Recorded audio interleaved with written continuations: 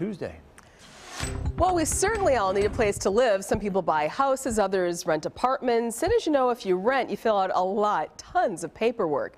Tonight, Katrina Cravey with a warning about what you put on all those forms.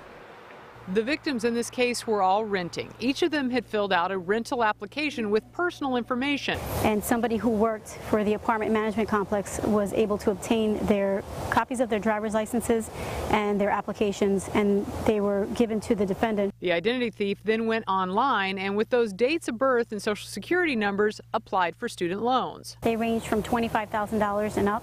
Postal inspectors got involved because the checks were being sent to vacant addresses. The checks would be picked up by the defendant. The defendant would steal the mail. Next step in this fraud, hiring people with fake IDs who would go into banks and cash the student loan checks. Total potential loss for this case was over $500,000. The victims in this case had a difficult time fixing their credit. It's a lengthy process. If their identities are stolen, most parents wouldn't catch that crime for 10, perhaps 15 years down the road.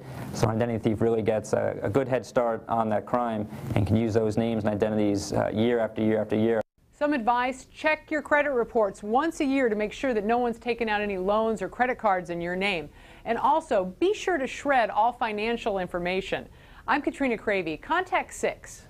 Charlie the dog won't be going up for adoption tomorrow.